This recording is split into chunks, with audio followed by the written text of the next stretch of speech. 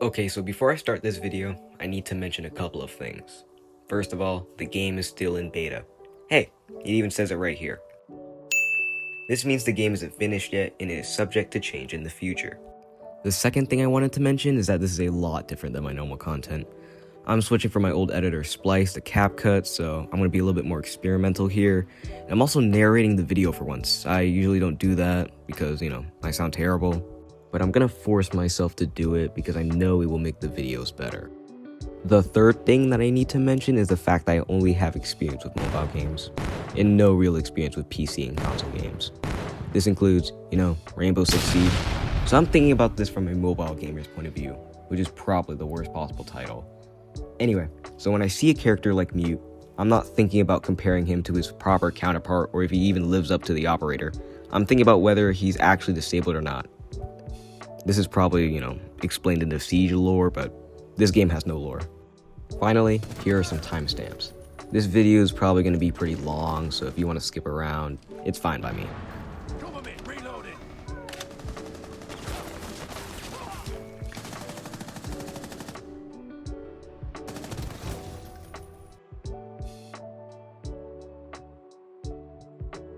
The UI for this game is okay, but since it's a beta, it's got bugs.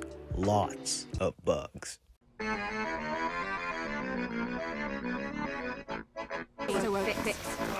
dry, my back!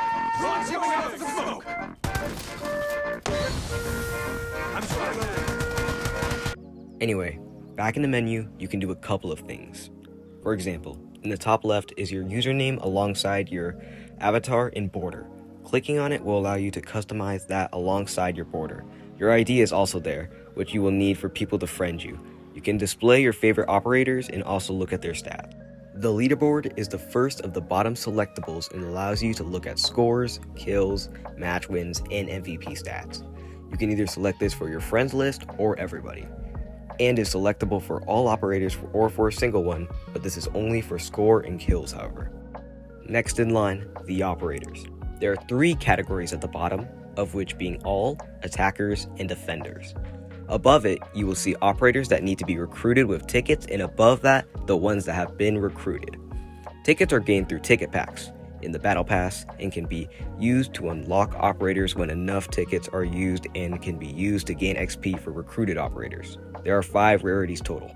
Those rarities being Recruit, which is gray, Common, which is green, Rare, which is blue, Epic, which is pink, and Legendary, which is orange. Uncommon requires 10 tickets, and each added rarity requires 5 more. When you recruit an operator, clicking on them allows you to adjust your loadout with attachments and cosmetics unlocks from the operator mastery, which requires you to use tickets. Another way to unlock attachments and cosmetics is through the operator training, and there is also more information about each operator displayed, but I will talk about them more in a bit.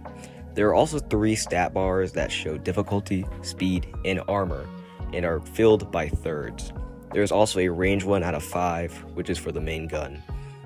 The speed and armor stat bars added up always equal 4 total. The more armor, the slower, and vice versa. Every operator has 100 health, which if partially lost can be recovered fully eventually. Each bar of the armor stat is 25 HP added onto your health. However, armor can only be recovered through armor packs by Rook. There is nothing in the inbox right now, and Platinum can be used to unlock the premium version of the Battle Pass for free. The next button is the social one, allowing you to friend people. It shows their activity and allows you to play together. You can also put yourself on Do Not Disturb. The next button is events, and the featured category is first the missions that allow you to unlock the premium pass with Platinum, and then afterward random missions that give you rewards. In the seasonal category are daily and weekly missions that allow you to level up in the battle pass. The first category, general, includes missions for each operator that, as mentioned before, give you attachments and cosmetics. After that is the settings. A lot of things are bugged here, like if you lock the joystick, the left half of the screen's buttons will be rotatable, so don't do that. And if you're wondering about the right side of the screen, you can't fix it. Seriously, not good when literally everyone has broken aim, and not in a good way. I will mention this more later in gameplay since it's not important now, but we are missing prone as its own separate button. Sorry for getting sidetracked though. There is just so much to describe here that I'm going to just show my HUD and settings. and you can see what's been implemented into the game, like gyro.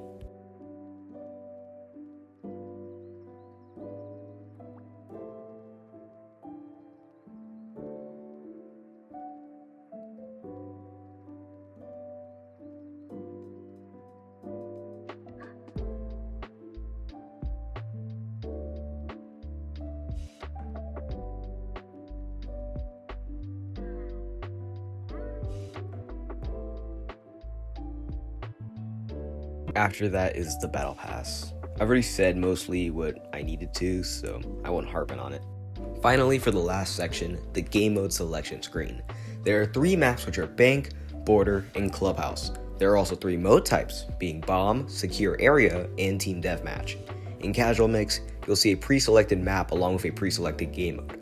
For both competitive and casual, there is no Team Deathmatch, as it is its own mix. All mixes have 5 operators in each team, so 5v5, and with the exception of competitive, 3 rounds total and 2 needed to win. For competitive, the only game mode is Bomb, there are 5 rounds, the map is random, and 3 matches are required to win. Every round is 3 minutes across all game modes. First, I'll explain how each game mode works, followed by each operator, then gameplay mechanics and HUD, and finally, my opinions on gameplay. This will be more interesting than the previous section, I promise. In Bomb, defenders have an allotted amount of time to set up barricades, reinforce walls, use their abilities, destroy drones, and set themselves up inside the building. Their goal is to protect bomb sites A and B from the enemies. They can win by eliminating the enemy team, living until the match ends, or defusing the diffuser. If the enemy plants a diffuser, the diffuser must be found and defused before the new time limit ends. Meanwhile, attackers will be using this time to search for the bombs and detect enemies using drones and will start from the outside. They can win the game by eliminating the enemy team or defusing the bomb. They will use their abilities and weapons to break through the enemy defenses. Now in Secure Area, instead of there being 2 bomb sites, there is only 1 room to protect. The goal is the same as before, but instead of needing to stop the diffuser, the defender needs to keep the enemy out of the room. If 2 teams are in the room, it will become contested and will be displayed. If the enemy is in the room for too long, they can win the match by taking control of the room. I basically just explained what attackers need to do, so I won't just repeat it.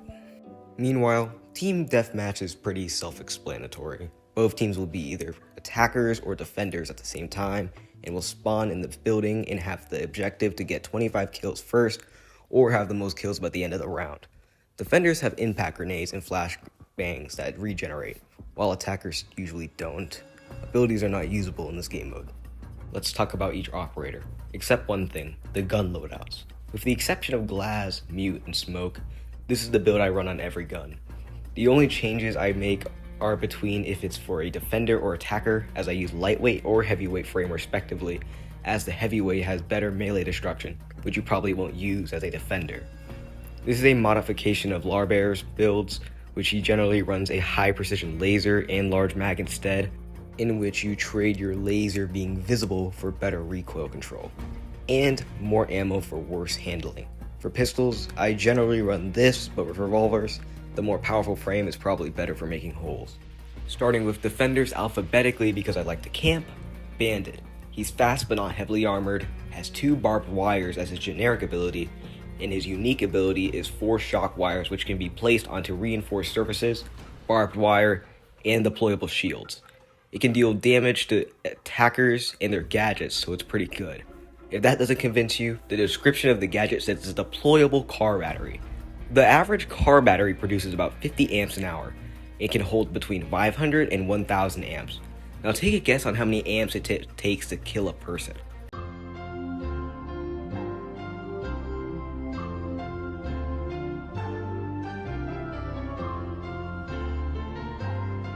Now trash that guess because the correct answer is between a 10th and a 5th of an amp.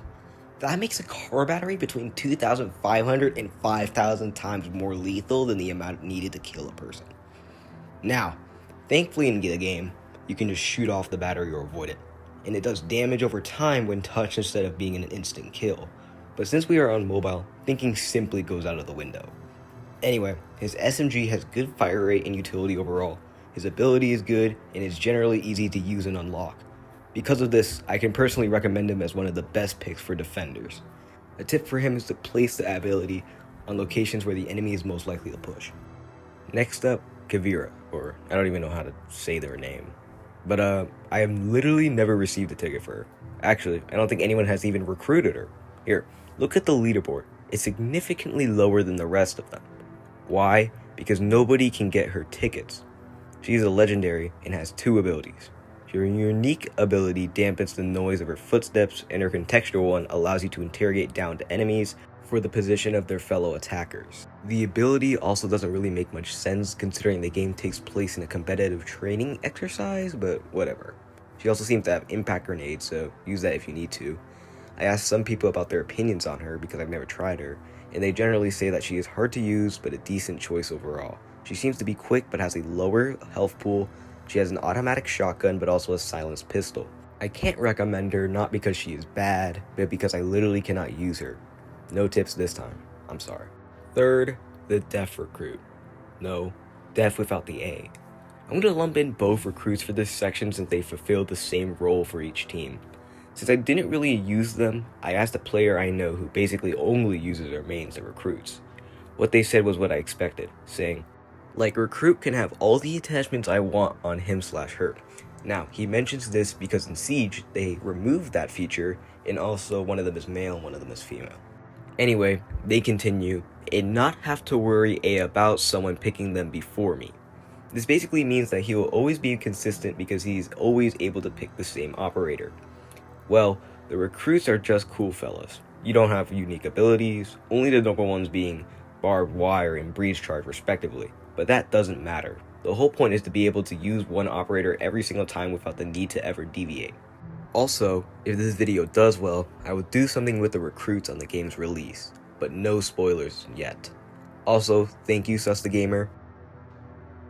Next up, Jaeger. He's the first operator I ever mained due to his cool aesthetics, and he is actually pretty good.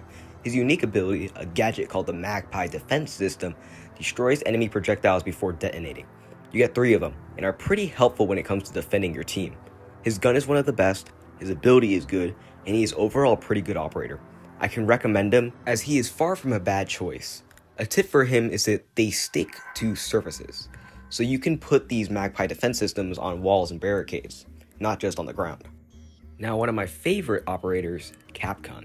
First off, his gun. It's pretty good and has a high fire rate. Not the best, but it's up there. His unique ability is very useful, allowing you to place 5 traps onto door or window frames. While it displays a visible laser, by putting it on the opposite side of the frame you think the enemy will push through with a barricade in the way, it isn't. Upon going through the barricade, the trap will explode and deal damage. While it won't kill a full HP enemy, they deal enough to kill a wounded one or deal enough damage to compromise a push. You will also get points when they are triggered, so use that knowledge to your advantage. Because of this, his ability is incredibly useful and can win games. Also, a tip for him, by crouching, you can place it on the bottommost layer on door frames, so enemies cannot go prone through it. He also has smoke grenades and his pistol isn't very good, but you probably won't use it anyway. I absolutely recommend him to be in your rotation of defenders. Next up, Mute.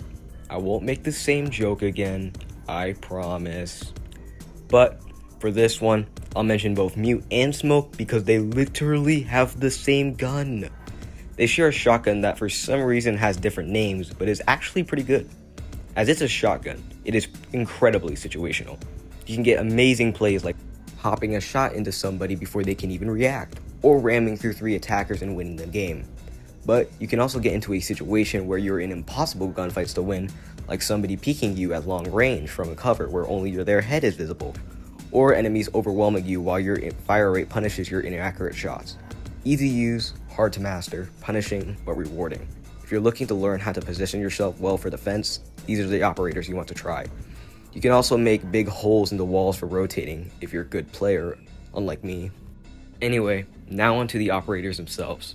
Mute has good armor but lower speed than his counterpart and has 4 jammers which can be placed to stop enemy drones. Because of this, placing them in good spots early on will be very beneficial to you, as you may be able to stop them from knowing what operators are on your team or even the bomb site to begin with. They both have different machine pistols, so use them at longer ranges or for more cover. He also has 1 C4, so use that to your advantage. His loadout is great and I can recommend him. Meanwhile, Smoke has 3 remote-controlled gas grenades. Because of this, position them carefully and move them if needed. You can't use more than one at once, but the damage over time from the poison can be lethal, catch enemies off guard, be used as a denial version of smoke grenades, and block pushes. He's a bit faster but less armored than Mute and has a deployable shield. Both are pretty good, but Mute is definitely easier to use. A tip for both is to use Smoke's ability to force players back out, and to use Mute's ability to stop drones before they spot your teammates. Next up, he's a common operator and a pretty good one at that. He's all armor. Like, literally, his unique equipment is armor. You can drop a armor pack once, and you and your allies can pick it up. Each pickup gives you 25 armor, in which there are 5, so 1 for everybody in your team, and they can be picked up once. A tip for this chest piece is to mark the armor packs so that everybody in your team knows it's there and can pick it up. Otherwise, the enemy team can pick it up themselves. He also has a deployable shield, so use it if needed. His gun is pretty good, so not much to worry about there. Because of that, I can recommend him along with his pretty useful armor. Now for the last defender on our list, Valkyrie. Before this, I had never even tried her, so now I will. These cameras are actually pretty useful when placed correctly, but here's a tip. Don't chuck them too far, because they are like grenades.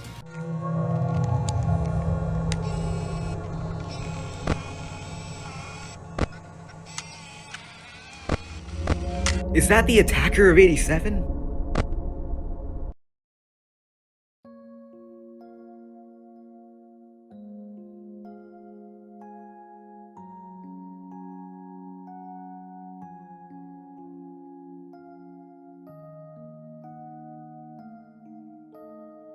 Well, the gun's actually pretty decent, but you should probably only use her revolver for rotating. So I guess I'd recommend her, just don't get too carried away on the cameras, otherwise Ash might jump scare you with a flashbang. Speaking of Ash, we are now onto the attackers. We're more than halfway down the list, so stay with me. Okay, so Ash is obviously a pretty good operator. Her ability is a side-mounted projectile launcher. They are like sticky grenades and you have 3 of them. You can also shoot from the hip while her ability is out, so it's probably one of the best breaching weapons out of all of the attackers. Low armor but very quick, her gun is pretty good too. A tip for her is that you can use those breaching rounds to bait enemies to thinking you'll enter through one region, but you're actually entering through another. I can definitely recommend this Pokemon trainer, so long you keep the armor HP distribution in mind. There is one operator that puts fear into the most battle-hardened players. It shows a difficulty of 1, but it should be a 4. When the players use them, they feel rewarded for every kill. Though the operator has only killed me twice, those 2 times have made me proud of that player. They are not feared for their lethality, they are feared for their incompetence. If you have ever played this operator in the game, you know who it is. The one I hate most, Glass. Seriously, this is the only operator who needs a major buff. First of all, his gun. It deals high damage, but has bad recoil and slow rate of fire. His ability increases scope zoom, allowing you to see through smoke, deal more damage, but also lowers the fire rate even more. While this increases his single shot damage, your DPS doesn't improve at all, nor does your ADS time. Luckily, you come equipped with smoke grenades. Unluckily, they're your lifeline, in which you have neither your scope or your smoke grenades in Team Deathmatch. Also, all the maps are made for close quarters combat, while Glaz is not. Here's a pro tip for him. DMR doesn't actually stand for Designated Marksman Rifle. It stands for Designated Machine Pistol. Yes, the pistol is better than the main gun, because it isn't a marksman rifle. I could ramble on all day about how this is the worst operator in the game, but everybody sort of knows it to an extent. The 3 things that need to be buffed are recoil, fire rate when using ability, and smoke duration. As much as I hate him, he does have a lot of promise. Every kill to the head you get through smoke screens is nice, but I'd rather use a better attacker's gun to do that. In all, he doesn't warrant the epic classification, considering he's literally worse than Recruit.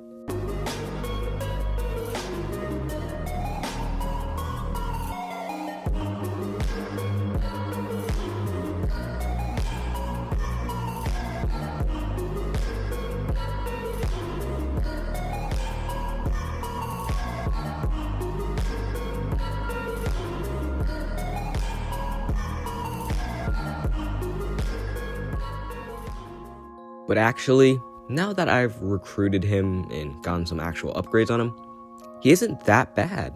He's definitely the worst operator in my opinion, but I'll show you how to play him correctly. First of all, do not use him in team deathmatch. Because you will mainly be using his ability in smoke grenades, he's pretty useless without them.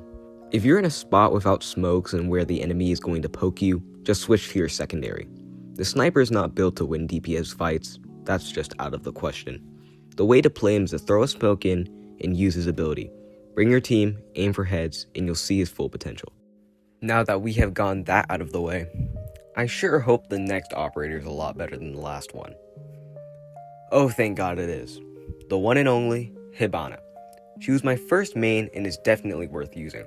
Her ability is a projectile launcher that allows you to fire a remote control explosive that creates small entrances capable of going through reinforced walls. You have 4 usages, and it is definitely up there when it comes to attackers. Her gun is also good, with higher fire rate and good damage. The only downside being a small mag without a reload to compensate for it. Low armor but high speed. A pro tip is that the explosives can be launched more than once before detonating, in which it detonates all of them. Because of this, you can detonate multiple walls at the same time. But be careful, because the cutting before detonation can be seen from the other side. Though she isn't my first pick, if my main isn't there, she's coming second or third as my main hard breacher.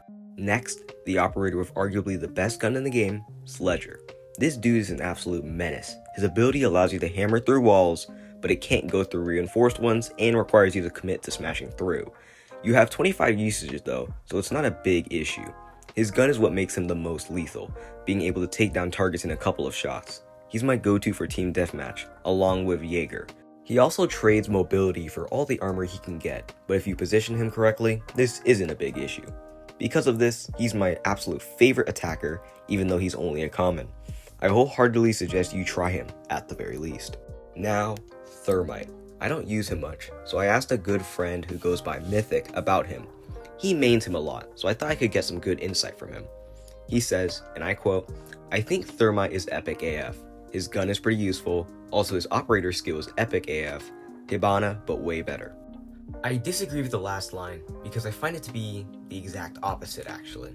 His ability is basically Hibana's, but is placed directly and makes larger holes. Because of this, it requires you to be closer, is more noticeable on drilling, and you only have 2. The only upside here is the fact that it deals damage to nearby enemies and makes bigger entrances. However, it's pretty loud, so you won't be catching enemies by surprise. His gun is basically Hibana's, but worse with the exception of the mag. My tip for him is to use the ability when your enemy least expects it. Because of him being mainly worse, I would only recommend him if Hibana was chosen, or if you're most comfortable using him. But as much as we disagree, thanks Mythic. Next up, Thatcher. His gun is decent, not really that good due to its fire rate. His ability is okay, it's an EMP grenade. So, you chuck it through enemy defenses and try to destroy as many gadgets as possible. You get 3 of them, and since they are a type of grenade, they are very noticeable when thrown, especially when they go off. It isn't a lethal one, and you get claymores, which aren't really that good. He's overall a decent operator. I can't really suggest them since it's not that good of a choice, but a tip for him is to throw those EMP grenades under barricades and into the center of the room to defeat as many gadgets as possible. Now, for the last legendary on our list, Twitch. Her unique ability is a drone capable of shocking enemies and destroying gadgets. You get 3, with the first shock drone being used during the preparation stage. You get 3 shocks per drone, so use them wisely. This ability is alright. Use it like a drone with the ability to shock, I guess. Her gun is pretty decent with high fire rate and decent damage, but the mag just doesn't keep up with it. She also has pretty bad range in comparison to a lot of other guns. Her armor and speed are pretty middle of the road.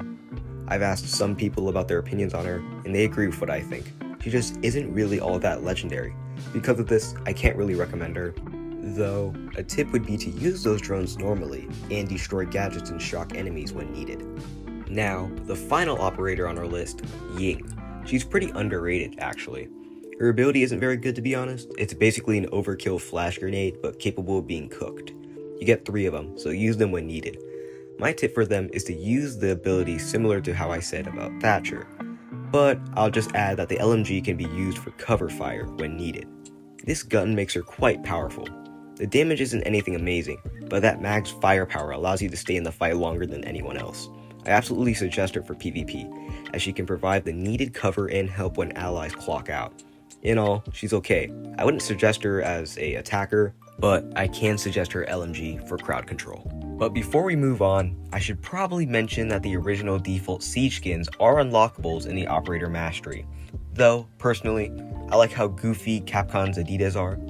With that out of the way, we've finally finished! Well, not really. That was just for the operators.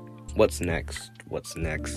Oh yeah, the game mechanics. I guess we are explaining the settings then, but just the HUD. You can also adjust their size and transparency in there. Okay, so the joystick is pretty self-explanatory. You use it to move, Just make sure you have the setting joystick lock and sprint cancels ADS off, as they literally break the game. Yeah, it's stupid, but I don't know. Next up, the weapon icons. They display the mag ammo and your total ammo count left for your primary and your secondary. By clicking on the gun that you want to use, you can switch to it. Third, the aim button. This one is pretty self-explanatory, but there is also a slider which you can deactivate that allows you to peek left and right. You can also use the buttons instead, which is what I use. You can also have it so you can hold down the button or press the button. Fourth, the shoot button. You automatically have the ADS one, but you can also have a secondary hipfire button and also change the ADS fire button to hipfire. Fifth, the game status. It displays blue ally operators on the left and red enemy operators on the right. Enemies that have not yet been discovered are silhouettes. In between them is each team's role, score, and amount of time left. Below that is which direction you are currently facing on a compass and what room you are currently in. The next one is the jump button. You can press it to go over obstacles, but sometimes it just won't let you. You can't jump around anytime you want, so no tricky movements here. I think you can also make it automatic, but I just do it yourself. Seventh, the reload button. You can press it, your gun reloads. That's really it. Pretty self-explanatory. Another crucial button is the crouch button. By tapping it, you will crouch, but if you hold it down, you go prone. 2 taps back to standing position for proning, while 1 tap for crouching. The next one is exclusively for defense that I'll call the building one. Now, I should mention that some buttons turn into other buttons, so I might be wrong there, but with this button, you can reinforce walls and build plus destroy barricades with it. Another important button, the operator ability. Press it again to turn it off, and some also have a detonation button alongside it. Next up, generic abilities. They are the same as the last one, but I should mention, if you're playing on Team Deathmatch or as one of the recruits, the unique ability will be a generic ability. Stay with me since we're almost done, the camera button. For defenders, you can access camera footage. Meanwhile, attackers can access drone footage. Starting the teen series, the drone. Unless the defenders have something else for this, then it's an attacker exclusive. Now, we have the diffuser. If you're third in the lineup, you have the diffuser. When you're on a bomb site, you can place it. Unless the diffuser one overlaps this one, it's attacker exclusive too. Next, the mark button and the knife button.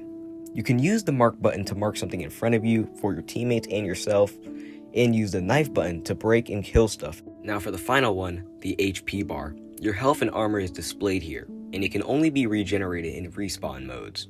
There's also double tap zones, which can be used for things, the camera selection screen, which goes over the HP one or at the bottom, the detection one, which is exclusive to camera and drones, the drone jump button, the healing button, and you can also swipe the screen to rotate your character, which I didn't include because, kind of obvious.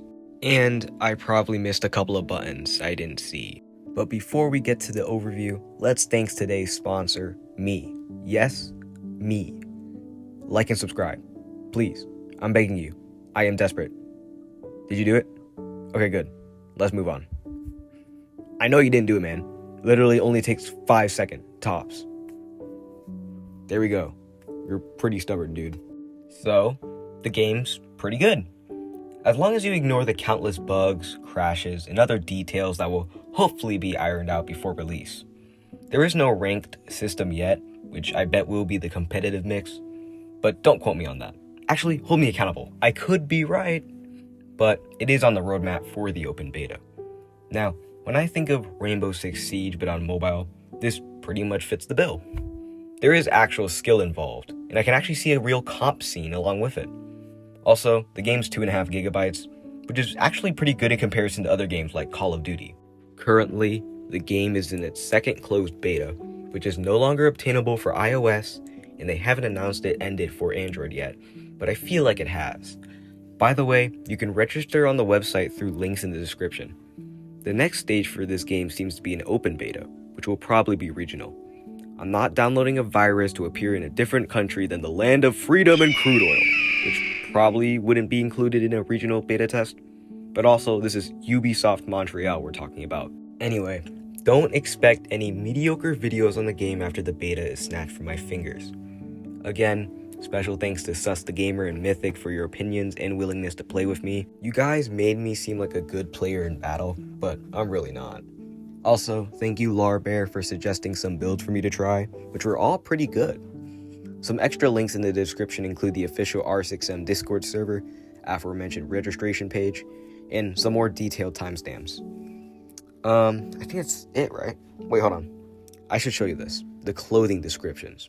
Just for sticking around to the end, I'll read some of them out for you. So the legendary, or literally the default siege skins, have pretty standard quotes. But the normal ones are, how do I say this? A tad bit goofier. Now, these are quoted directly from the attack and defense recruits. I'll also lump in a battle pass one at the end, and without further ado, let's start. I wasn't worried about grenades. Who said I was? Okay, so this is an obvious reference to... You can stop worrying about grenades now. Do you think he has a mom tattoo under all those layers? Bet you $20 he does. What does this mean? There's something admirable about a man who stands on his own 2 feet. I disagree. We should go back to Monkey now. Did Thermite really get those burns on his arms from cooking lasagna? Because that's what he told me. Man, I hate Mondays. Hang on. Sewing ripped trousers is not part of my official duties? But Thermite said, oh dear, I've been had. Okay, seriously, is anyone this stupid? And for the final one, what does this mean? Toodles. He bows out. Enemy spotted!